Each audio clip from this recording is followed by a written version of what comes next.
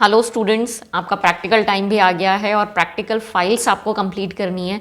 उसी के लिए ये गाइडेंस वीडियो मैं बना रही हूँ। आपको प्रैक्टिकल फाइल में कौन कौन से प्रैक्टिकल्स लिखने हैं वो मैं इस वीडियो में बता रही हूँ। ये उन बच्चों के लिए है जिनको स्कूल की तरफ से कोई गाइडेंस नहीं मिल रहा है, जिनके टीचर्स ने उनको इंस्ट्रक्ट नहीं किया है कि कौन से प्रैक्टिकल्स आपको लिखने हैं।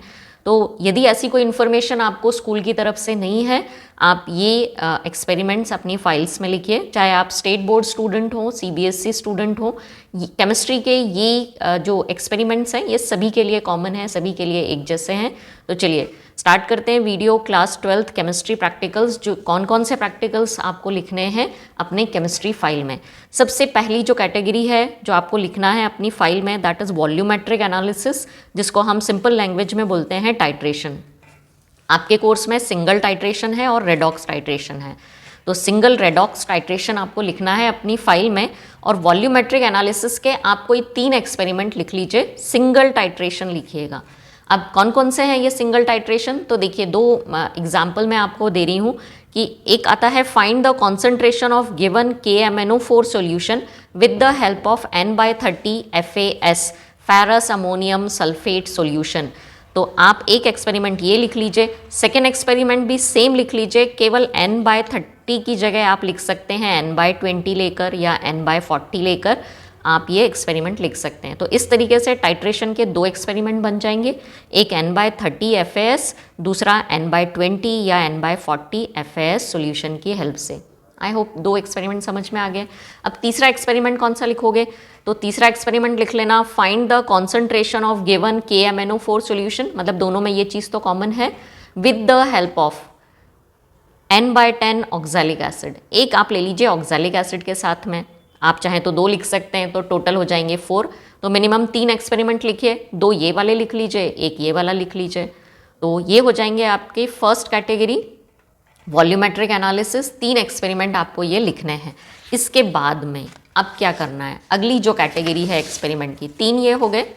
नेक्स्ट जो कैटेगरी आप बनाएंगे, determine 1 anion and 1 cation in given inorganic powder. ये क्वेश्चन आएगा आपको, ये इनऑर्गेनिक केमिस्ट्री से है ये question. Volumetric analysis physical chemistry का क्वेश्चन एक्सपेरिमेंट है। तो सेकंड कैटेगरी आएगी हमारी, एक एनायन और एक कैटायन आपको गिवन पाउडर में आइडेंटिफाई करना रहता है।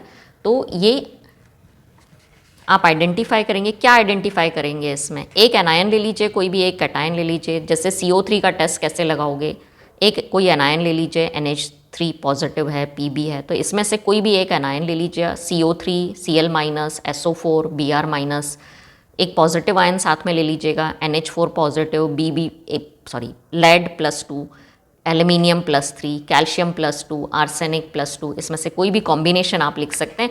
मतलब इनमें से एक एनायन लेते जाइएगा, एक कैटायन लेते जाइएगा।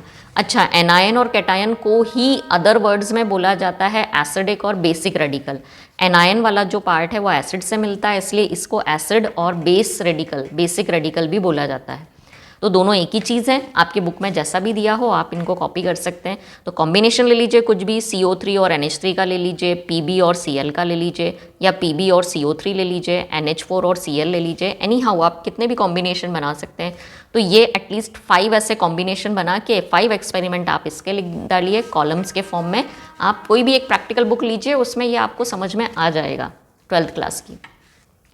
थर्ड कैटेगरी, तो 5 एक्सपेरिमेंट, 4 to 5 एक्सपेरिमेंट आप ये लिखेंगे। तो 3 टाइट्रेशन हो गए, 3 या 4 ये हो गया, 5 ये हो गया, तो टोटल हो गए 8 एक्सपेरिमेंट। कम लिख लीजिए, जैसा भी आपके स्कूल के अकॉर्डिंग फेयर हो उतने एक्सपेरिमेंट लिख लीजिए। नेक्स्ट जो थर्ड कैटेगरी आपको एक्सपेरिमेंट की लिखनी है फाइल में, टेस्ट फॉर फंक्शनल ग्रुप, मतलब जो ये ऑर्गेनिक केमिस्ट्री से है ये एक्सपेरिमेंट। और क्वेश्चन कैसा आएगा कि detect the functional group in given organic sample. ठीक है, तो कौन कौन से आपको फंक्शनल ग्रुप है कोर्स में, वही आपको प्रैक्टिकल में लिखना है। जिससे COOH के लिए, OH अल्कोहलिक OH के लिए, फिनॉलिक OH के लिए, फिर CHO एल्डिहाइड ग्रुप के लिए, एमाइन ग्रुप के लिए, कीटोन ग्रुप के लिए, एमाइड ग्रुप के लिए लिख सकते हैं आप, है ना।